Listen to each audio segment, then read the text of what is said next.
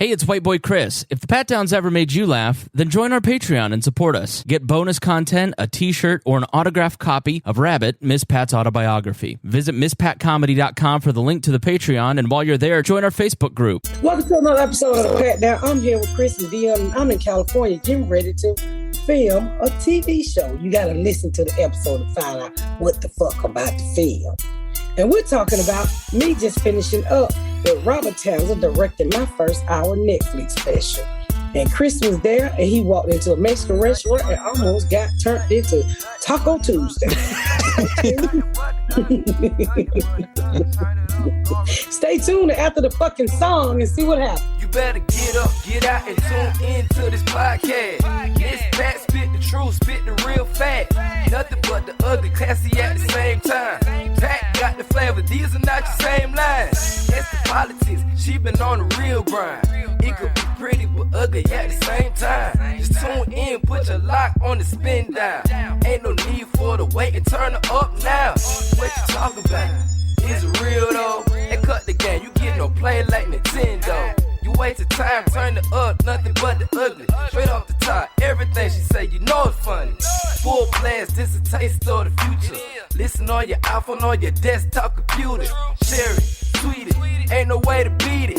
Nothing but the ugly, turn it up and gon' repeat it.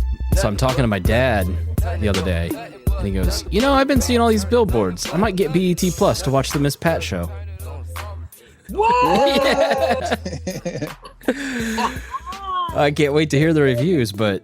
Don't be bringing the races together. So that'll be fun. We'll watch it all, get together all in one big family and watch it. Yeah, tell him he ain't the only one. He ain't the only one Trump supporter that love me too. Well, how did you feel about this weekend? Your big special taping. How'd you feel about it? You know what? I had a lot of pain in my back, around my neck. And I kept saying, why the fuck my neck so tight? You know, it just felt like a nigga was always choking me from the back. And I could not get this cramp out of my neck. And no lie, after I shot that special, it went away. It was stress. You were was stressed. Literally stress choking me from the back, like rough sex. Well, it would have choked you from the front, but your titties was in the way. And 3 people up on stage.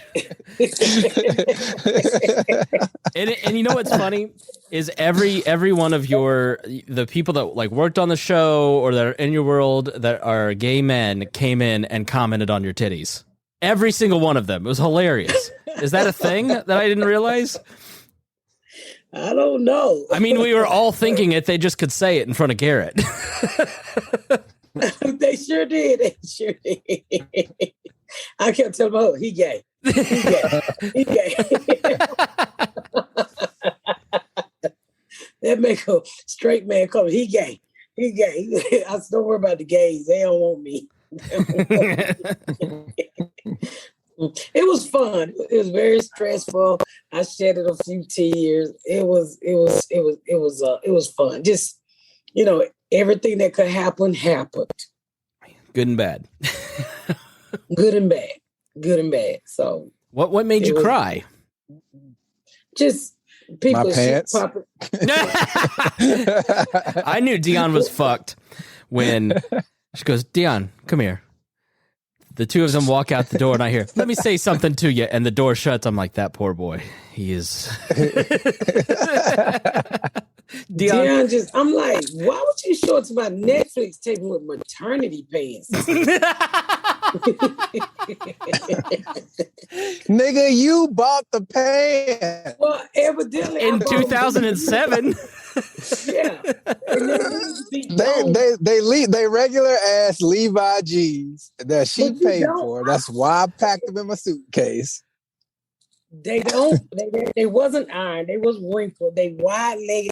But then he had on a pair of shoes that looked like they had a hair bow on them. And I'm like, what a fuck? Everybody loved my shoes but you. It was so funny because not even an hour after you said that to him, somebody in the Facebook group wrote, Dion, where'd you get those shoes? I love those. They're lying. They've been fucking funny. Those was I looked at them shoes. I'm like, those shoes are the type of shoes. If a nigga was running from a tiger, you know, some shit. there was some zoo training shoes. Yeah. Zoo training. Reebok zoo trainers. I was trying to tame the beast that is Miss Pat. Yeah, so that's why I wore them. Nigga, it was so goddamn. I said, nigga, if you don't stay off a Family Dollar clearance rate, and the pants were so wide they kept swallowing them. Them was the most ugliest. There was some shoes. Dion, you did this to yourself. No, I wanted her to get it all out. Man, those was some wheelchair shoes. Wheelchair shoes. What does that even mean? They were clean. I never get them dirty because my legs don't hurt. I don't think that's what she meant.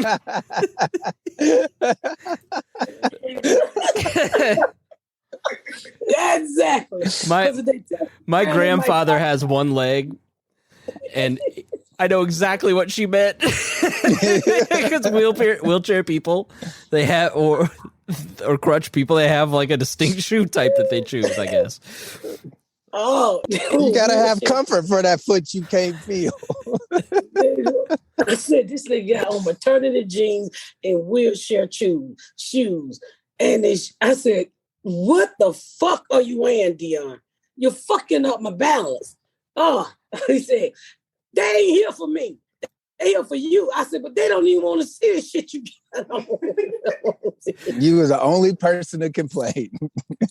No, everybody was like, they were behind your back. What Dion got on? What the fuck do Dion got? Well, y'all some bitch ass niggas for not saying nothing.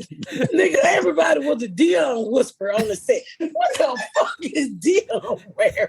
I said, nigga, some pregnant bitch jeans and a nigga in a wheelchair shoes. He done robbed somebody on the way up. Everybody was well dressed, including Nikea, who looked like he was an extra from The Sopranos.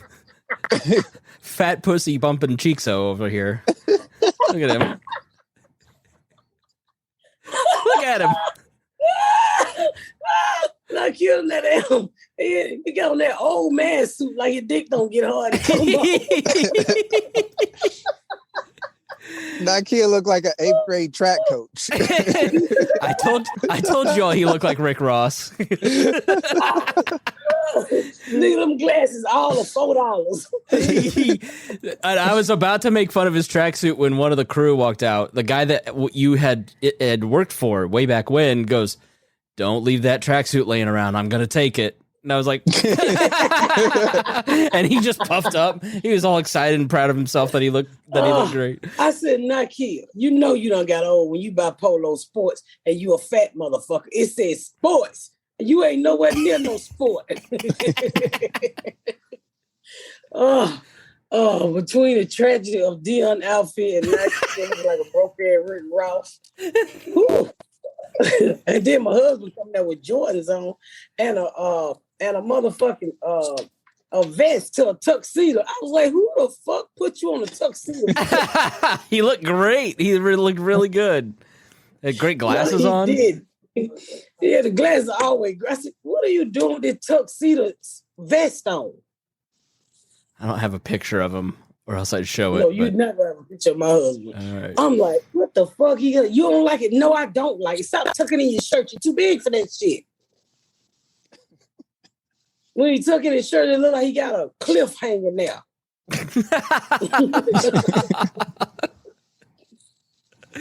Well, I was dressed like a golf dad, and I had to pee really bad, and I couldn't get across the room to go. So I walked over to the Hispanic dance club. And when I walked in, it was the first time in my life I've ever been racially profiled. Because the music stopped, 5 security guards came up, and they're like, "What do you want?" And I'm like, "I just want to go to the bathroom." And they're like, No, leave. I was like, I just have to go to the bathroom. No, you leave. Finally, the head kicked you out. The head security guard came in and said, it's okay, but escort him to the bathroom. I was like, okay, as long as I get to pee. And I left, and then I walk back, and I go into the green room, and I sit down, and I'm fretting over the fact that I don't have a wristband or my stuff. And I'm sitting next to Miss Tracy, right? Miss Tracy, and Cortland, and your stylist. And I was like, where'd you get that wristband? Can you help me get a wristband? How do you get one of those? And I must have asked it in a way that was like worse than that, because they all at once go, this motherfucker with his white privilege. Look at it. Like, can you stop being white for what? Like, they all started yelling at me. It's like, what an up and down night this is. We all like, bitch, you white. You don't need no wristband. So that's what I say. It's like, if I go out there, they're going to know that I'm not like part of the family. Can you help me? And she took it as, go get me one. And I was like, I'm so sorry if that was a misunderstanding. But she was like the nicest person I've ever met. Miss Tracy was my favorite part of the night, like getting to sit and talk with her about things. She's lovely. Yeah, she is lovely. Oh, it was a hell of a night. Robert Towns, it was so much fun. It was, the first show was to me was the best show, and I can't wait till they cut it together. The second show was a little more stressful because you had to pick up stuff or say stuff a little clearer because I'm country as fuck. And so but it was so much fun, knowing that because my hairdresser lady left her COVID card because she had just came from another set. So she couldn't come in till somebody go in her house and take a picture of a COVID card. So I'm like, oh, God damn it, I'm just going to go ahead and sit on the curb. And I sat on the curb and they started throwing shit around me. So, because, they didn't want anybody to see me on the curb and get my fucking makeup done. Reg made like a whole makeup room. They made a whole makeup room real quick. And I was like, y'all just leave me alone. My head was hurting so bad. As she was doing my makeup, I had tears coming down my face. I was so mad. Yeah, you were tense. I was very tense. And I was like, then, like when you're getting ready for just to perform and people likes to be around you, but they don't realize you about to perform. Yeah. You need to say shit you done memorize. And everybody, I said, get the fuck out. Get the fuck out. So you're texting and like everybody's texting you, and I didn't want to do that. So like I walk up and I had told you I was coming, and I just assumed that I'd just show up and it'd be fine. I'd be on some list. And they're like, what was your name? Like, Chris Spangle? You're not on the list. Let me check Reg's super secret list. No, you're not on that. I'm sorry. We don't know what to do for you. I'm like, what? What happened? So then everybody's taking a picture of me outside. Why'd they leave you hanging? Why'd they leave you hanging? I was like, Miss Pat forgot to put me on the list. And so like I start texting you, and then later on, like people would come up to me in line and go, hey, Miss Pat's texting me to come in. And then you like yell at me to come back there, and you go, who's that lady that just was with Dion? I go, I don't know. And before I finish, no, you go, get the fuck out of here. Get the fuck out. you were yelling, get the fuck out of here. Like every 5 minutes to like somebody. I think she said this line a million times on Saturday. I don't fucking know. Y'all just need to go. Y'all just need to go. I ain't got time for that shit. I ain't got time for that shit. I don't have time for this shit. I don't got time for that shit. Get the fuck out. I don't got time for this shit. She said, I don't have time for that shit. She would hang up the phone. Somebody else would call. I don't got time for that shit. Reg, you know what to do. I don't got time for that shit. And shout out to Pam, your publicist, because she was the all-star of the night, helping to take care of all that stuff. She was awesome. Super helpful to you, whether you realize it or not. She was amazing. But there was... Oh, I know. You had one family member. She showed up with somebody, and I don't know who this lady was, but I've never seen you so mean to somebody in your life. You were like screaming, "Get this bitch out of here!" I was like, well, "What's going on?" She's annoying me. Then she's standing right there. She just asking questions. Get her out of here. Nobody said it was my friend Teresa, and she was like, she just be whining out. I said, she wanted a picture with T.I. and Tiny, and nobody wants to hear the first time you learn of them. Just ask for a fucking picture and go on. And oh, Tiny, I love. I said, bitch, take the picture. We gotta go. We got time for this. Listen. You owe her at least an edible arrangement, or I don't know. She said, "We best say, don't know. I don't never let nobody get get away with hollering at me. You better be glad you was special because I'm gonna cuss your ass out." She should have. She just kept like dumb shit. It kept, she whines too. She sounded like she crying when she talked, but she's not. Get your ass out of here. Go home. Everybody was totally forgiving of it because you put yourself in your shoes and you're about to do this big special and it's a bunch of pressure and like they were an hour and a half late starting because of setup and it was like, yeah, I'm just gonna go out on the curb and talk to Garyana. And Garyana, I was like, get the fuck out. Garyana was like, you ain't got to tell me twice. I had the best time talking to Garyana too. Like we had a great. I hung out with her most of the night. I think she might actually like me. Like she talked to me. She was bored. Oh. She also did. Is that what you call her? Yeah. She also did the splits too, which I was. You guys said she was doing them down there on the set, but I didn't believe you. And then I saw. Yeah. She can hit a full skinny bitch slip. Atlanta changes her. Yeah. She's not the same Garyana when she's in Plainfield than when she's in Atlanta. She was witty, delightful, conversational, fun. She was every bit of like that great part of Miss Pat that you love. Like, in Plainfield, she's like, hey.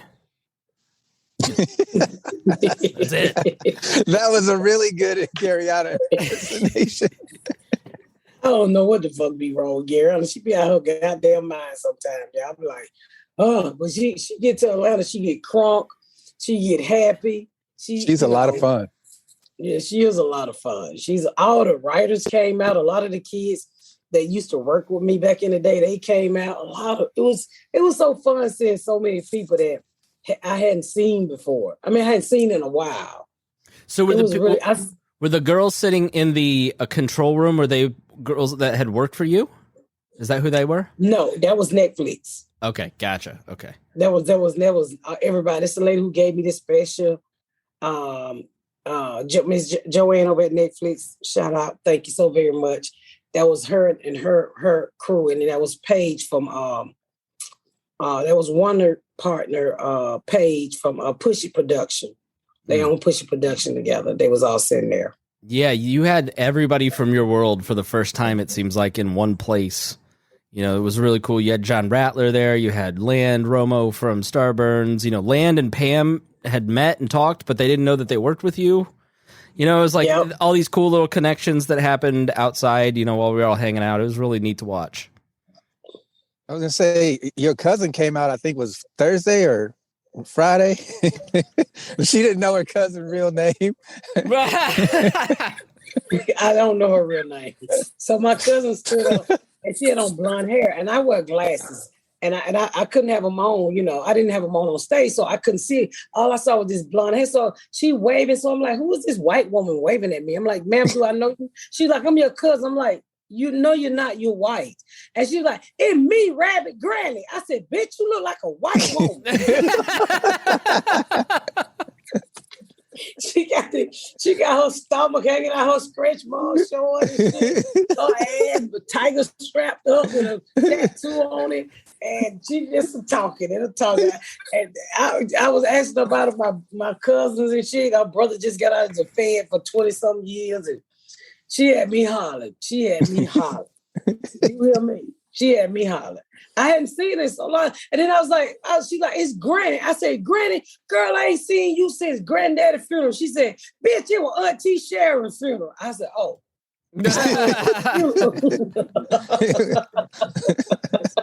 That's hilarious. Because that's the only time we get to see each other when somebody died. And we turn that bitch into a family reunion, get to fighting, and we don't see nobody until somebody we like die again. Was there anybody that showed up that surprised you other than her? I had a lot. I had a Big Booty came all the way from Indiana. She brought like 12 people, about 7 people with her. It's a friend of somebody who I've been friend when I was in Indiana. What's Big Booty's address? You don't even like spicy chicken. So how you gonna get black pussy, Chris? Come on. Come on, Chris. You get if Quisha put one lip on you, it's over. Half a labia, I'd be dead. Be dead and giving her your little checks, all your podcast checks. Worth it. We know. But nobody really just showed up out of the blue. Nobody. I mean, I didn't know they was coming, but nobody that I was just shocked. Apparently you had a lot of apparently you. Reg just comes out and goes, I don't know what to do with you. Just wait. That's how I knew everyone was stressed out. Reg didn't even say hi, and Quisha was upset and like anxious. And I've never seen Quisha anything but chill. You know, like so it was. But then after it was all done, everybody just went, "How are you doing? Hey, night." You know, it was great. It was that type of night. Even with Robert Townsend, you know, because I mean, he was in my ear because I worked with him for months. You know, when I brought him on as a director, I mean, he went right into just taking. I think I was doing like an hour 21 idea at first, and then he condensed that shit down to a nice hour. Well, it was just bam, bam, bam, and when he condensed it down, he was just saying, "Hey, let's do this, and what about this, and what about this?" And I had to try jokes, and then I had to literally get on Zoom with him once a week, y'all, and do the whole fucking set. Wow. For him, and act it out, and that was the hardest shit. I was like, I hate this shit. I hate this shit. Do you think it made the special better? Yeah, I think it did. What do you think, Dion?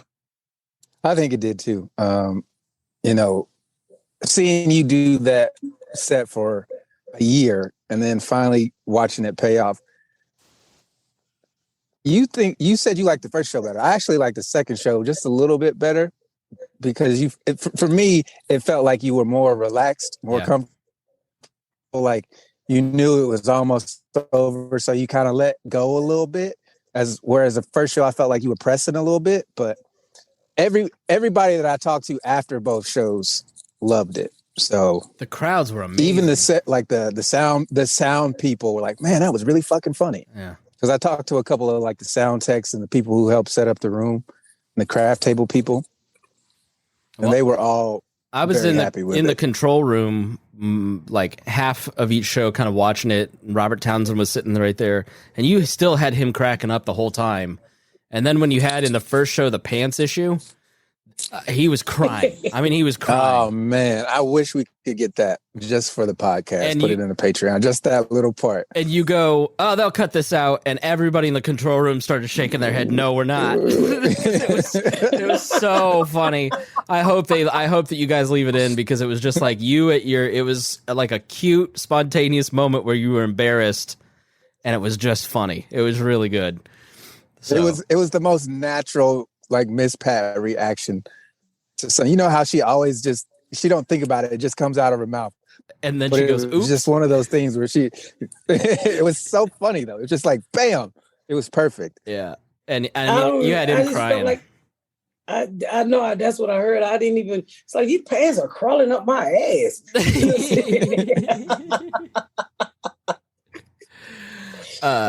Yeah, I think, and like Wanda Sykes' production company did it right. Like, I just think what's cool about your career right now is to see people like Wanda Sykes and Lee Daniels and Robert Townsend, and you know, you were on Tyler Perry's Lot, and like, you know, Debbie Allen, and just all of these people who have such a depth of experience looking out for you and like see your potential and want to help nurture that. You know, and this was just another night of seeing that, you know, and it makes me so happy for you because you've got these people who really know how to succeed, know what you're trying to do, and appreciate it. And this was just no exception to that. You know, I woke up, I was in a really good mood. I was so relieved. Oh my God, I was just so relieved that this shit was over. And then my fucking Falcons win their first game. I was like, God, are you fucking with me, God? Are you fucking with me? And how did Let's be fair. Y'all played the Giants. It wasn't like y'all beat fuck. anybody good. They beat me and you and Chris. They won. Could you imagine? Could you imagine when me, and Dion win? I don't give a fuck. We won. A win is a win, motherfucker. And I've learned you just take your wins and you smile. No matter if a motherfucker had to get hit by a dump truck in the process. We won. So it was a good week for me. Yeah. And this week I'm in California. So when this come out, I'll still be in California. I'm getting ready to do Cobb's. Cobb's. I'm doing Cobb's. I'm at Cobb's this week, and then after Cobb's is Philly. So make sure y'all get y'all tickets for that. But I'm about to be on TV. Kelly Clarkson, I am taping this week. Wow. You doing Kelly Clarkson, the talk show? Mm-hmm. That's what's up. There's something about that show that's Hollywood. I really like that. That's a really good show, actually. Yeah, I am. You know, I listen to her music because I've been a fan since American Idol, but I just like her. I like Kelly Clarkson. I like she listened to Kelly Clarkson on repeat, Chris. On repeat. Really? The same goddamn song. Since you been gone. Sing us a little Kelly Clarkson of your favorite Kelly Clarkson song. Since you been gone,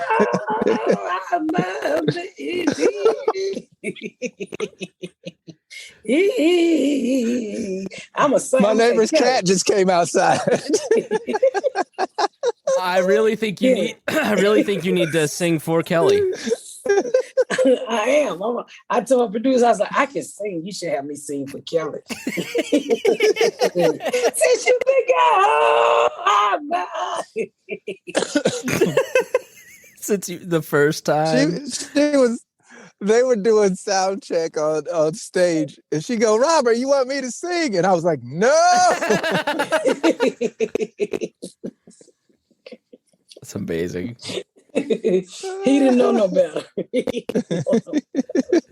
Since you been gone, I'm about to see.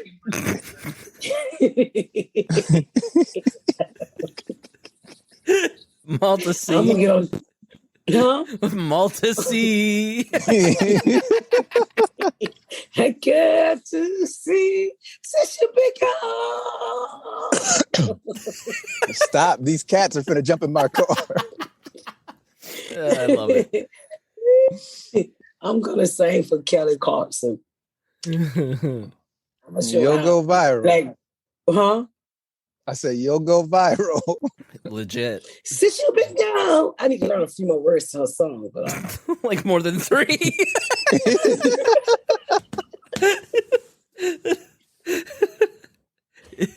yeah, a little bit more than 3. Since you been gone, since you been gone. So I think I'm singing one song. If I start stuttering. So now, yeah, I know you never take any time off and you never relax or anything like that. So now that the special's done, what's the big project you're doing in between your shows now? Write my next album. Oh, already. Okay. I'm getting ready for the writer's room to start. And I have another thing that I can't really talk about. A couple of things I can't talk about, but we're working on. I got to work. Yeah. Trying to get my husband back home to Atlanta. Butt naked in the beach. What beach? I really. I don't think you want your husband butt naked in Atlanta. I saw a few butt naked guys in Atlanta. Man, them men prettier than them goddamn regular women. I went to the seafood place next to the hotel, and it was just full of beautiful people. I was like, this is. But the traffic is ridiculous. I've never really been in Atlanta. I don't know how you drive around that place. And Dion's right. Not a one zoning law anywhere in that city. None. What's a zoning law? It's just house next to the industrial park next to, like, you know, there's no design. They just like, you know what, I'm going to put up here whatever I want. Yeah, if you can get the space, you can put whatever the fuck you want in there. And it goes from like nice strip mall with Chipotle's to like rundown 1960s, like nail salon. I mean, it was, what a place.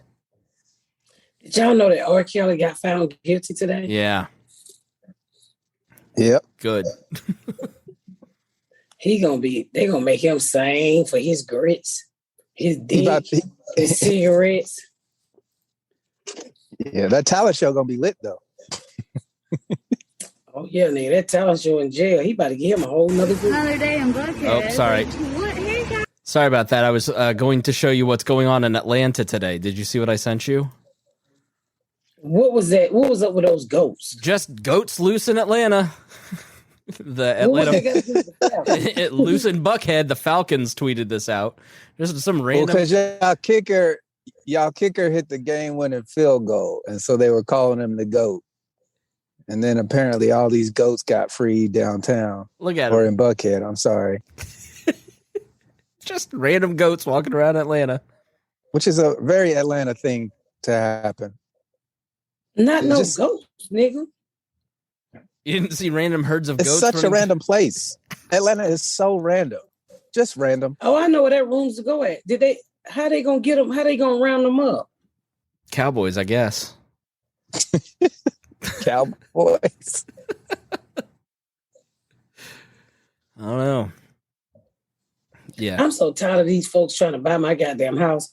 So you know how you get those random texts about car insurance and buying your house? And they be like, hey, Garrett. And I know who they is. I be like, fuck off, fuck nigga.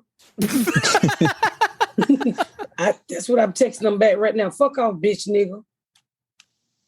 Does it work? I got last week, some funeral home texted me, hey, William, we're really sorry for your loss. If there's anything we can do to help, let us know. And I was like, well, I'm going to fuck with these people because clearly I'm not William. I was like, actually, there is something you could do. And they were like, please let us know. I was like, I can't stop crying. Can y'all help me with some money? And they responded back, well, we know it's a tough time and we're really sorry. There's a help hotline that they sent me. I was like, nigga, I want some money. Didn't you post that? Yeah. Oh, I thought that was some shit. I've been texting them. No, I've been texting them all. They haven't responded since my last post. You just turned into a stalker. I was like, really? No, I really need some help financially. You're stalking a funeral home for money. You're like one of Miss Pat's cousins. I feel bad for poor William. Nigga, they charge you $800 for flowers. They're going to die before you put a nigga in the grave good. They got all the motherfucking money. You know how you go to a drug dealer funeral, nigga? They used to have flowers going out the door. You are the only person who's been to a drug dealer's funeral. Yeah. You said that shit like we would remember. I've never gone to a drug dealer's funeral. And I'm from Plainfield. He be sharp, security be at the door, flowers everywhere, bitches falling out, 6, 7 baby mamas. They pretty nice. That actually sounds fun. Yeah, I remember one time, I never forget this shit. Some drug dealer got killed, and I don't know what it was. Some drug dealer got killed, and the retaliation was they came into his funeral. I never get on Martin King. I had some apartments and a couple of those down with some business. There was a funeral home. These motherfuckers walked in there, poured gasoline on dead by side on fire. And the funeral home man was pissed. He said, y'all want to set my motherfucking funeral home on fire. Why did they kill the dead man twice? I don't know. See, this is the kind of shit that happens in Atlanta. It only happens there. Nigga, I'd have pushed that body out on fire to save my motherfucking business. I'd be like, somebody out here burning shit. Y'all need to come out here fire department. That motherfucker been on the corner burning. I'd have burnt that up. Nigga, all you to see me running through the motherfucking funeral home with a casket on fire. I'd have been throwing all that water and dirt from them flowers on his ass. Silly. You weren't gonna burn out my building when there's a bunch of flowers around there with sitting in water. So the whole business caught on fire because they were Were they mad? That room he was in, because somebody just walked in there. It was like a viewing and sat the body on fire, went out the door. And next thing they know, the whole motherfucking room looked like the man went to hell, but he was still on earth. I said, boy, niggas are... Man, what the fuck did this man do to you that you had to come and set him on fire after you had already shot him? That's wild. He can't feel the burn. That's what, yeah. I was like, what kind of message are they sending, and who are they sending that to? Yeah, nigga, I kill you twice. Don't fuck with him. No. They were being nice. They just found out he wanted to be cremated, and his family wasn't honoring his wishes. It was actually a very nice thing they did. You're so fucking stupid, Chris. You about right, but all he cremated without the oven. That ain't right, Chris. At all. But I know we gotta go because I got another fucking appointment. But I feel sorry for R. Kelly. No, I don't feel sorry. Why? No, fuck that guy. I do feel sorry for him because I kept saying, R. Kelly, you should plead guilty. There's no way you're going to get out of this shit. For you to have this in your head and think you're going to get out of this, something is mentally wrong with you. That's where I feel sorry, because he never caught on that he was a piece of shit. So you're saying you feel bad for him because he should have fought it out and pled not guilty? Or? I feel sorry for him because he wasn't stupid enough to know he was guilty before he went to a trial. Just say, hey, I did it with all these women. Yeah, go ahead on and give me 50 years and write off 42 of them. Right. There's no shame, is what you're saying. Like, yeah, there's no shame. When you go all the way back to Aaliyah, people walking in, somebody they caught him in the bed with Aaliyah, performing oral sex on Aaliyah. Yeah. I knew he was fucked when they did that interview and they asked him, he ever been with a teenager, and he was like, well, how old are we talking? Like, nigga, no. Usually that's a tell. It's like, what are you doing, Kales? What are you doing? Some of that shit they say he did in the trial, he sucked off one dude. I'm like, I just don't get it. I really don't get it. How do you be that great at making music and then be that big of a piece of shit to a person? Yeah. Trapped in the closet. All the songs told you what he was doing. And it made regular nigga like you, Dion, go do them. Yeah, you remember when you got your dick sucked in the closet? That has never happened to me. No, so you got me confused with your gay daughter. She told me the other day, she said, I'll fuck my mama. She said she'd fuck her mama? I said, you are so fucking... Yes. Ashley. She in the room, ask her. That's probably you look good. You know what? You know why that is? Because they look exactly alike. It's basically it's masturbation to her. That's why I keep me a pocket knife, because I cut that bitch throat. Bitch, I will cut your hair and your dildo head off. You fuck with me, you have a dick with no tip. Bitch, you have a dick with no tip fucking with me. Those kind of people always tell on themselves, though. Like OJ wrote the book, If I Did It. Like narcissistic people they always tell you exactly what they're up to, who they are, what they're doing. That one over there, who the fuck want to fuck their mama other than R. Kelly and Ashley? Ashley, am I right? It's like masturbation because she looks just like you. So you don't think it's wrong. Exactly. Nailed it. I agree. That is so fucking sick. I'm gonna. That's why I got to make sure when I get old and senile, she cannot take care of me. Nigga, old and senile. First, nigga, y'all 12 years apart. Nigga, he ain't trying to come up. They put you in a home and all of a sudden she shows up in a nurse's gown. sneaking in, just creeping along the wall. Not me, motherfucker. She ain't taking care of me, a nasty, ranky ass nigga. I'm free. It's a positive. Woman raped by daughter today has #1 TV show in America. She about to abduct Miss Pat in plain sight. She's gonna reverse Bill Cosby you. Don't drink that water. Put that down. Disgusting. Normally she's up for our schemes, but not this one. Nah, not getting fucked by no daughter dildo. Nah, I don't do them games. Disgusting. You going to hell, you nasty ass. Lesbian. Lesbio. E-I-H-E-O. E-I-H-E-O. Lesbo is my name, Mo. If she said fuck right now, you'd yell at her so hard you just told her she's going to hell. I love this family so much.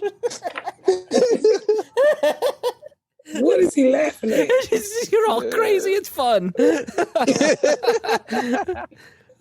don't know why the fuck Chris is laughing, but we're going to end on that laughter. So you can get something. Thank you for tuning into another episode of The Pat Down. You don't know what the fuck me, Dion, and Chris, and this so nasty ass mama eater wanna. Don't talk on The Pat Down. Thank y'all so much for tuning in to another episode of The Pat Down. Make sure you check out my website at misspatcomedy.com for all of my social media, my tour dates, my book. Make sure you spread the word about my podcast. Please rate and review. Please rate and review and share. Thank y'all so much, y'all. I've been Miss Pat.